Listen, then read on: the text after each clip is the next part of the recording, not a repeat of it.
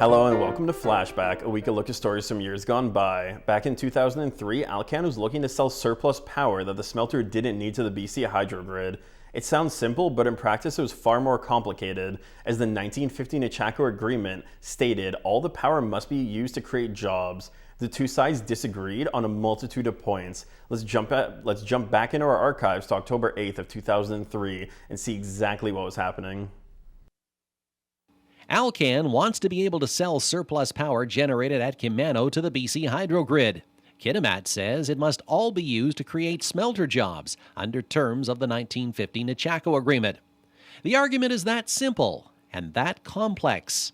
And despite Alcan's creation of a community task force to try to iron out these differences, the disagreement is as sharp now as ever. The two sides differ on a number of points, such as the terms of the 1997 Kitimat completion settlement. The agreement is very specific. They're supposed to be at 100% capacity now, and they're supposed to expand their capacity when market conditions prevail. I don't agree with that. I see nothing in the agreement that requires us to do that. Kitimat has never been obligated to run at 100% capacity, and I remember shutdowns that were taken for all kinds of reasons.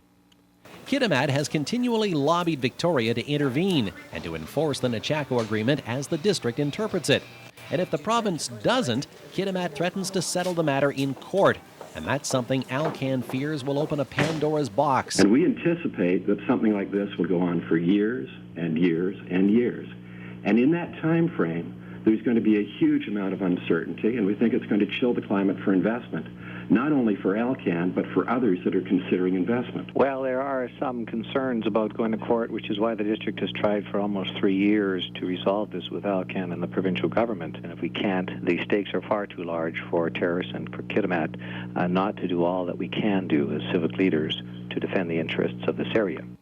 The window of opportunity for a settlement here seems to be closing. The district meets again with government representatives tomorrow, and Hall says he remains hopeful some kind of peace can be made. And that's one area where the company is in full agreement. We are committed to the community. We are committed to making sure that our operations are viable, and it's an obligation that's really important to each and every one of us working here. And we must work together if we're going to create winning conditions for further investment. John Crawford, First News, Terrace.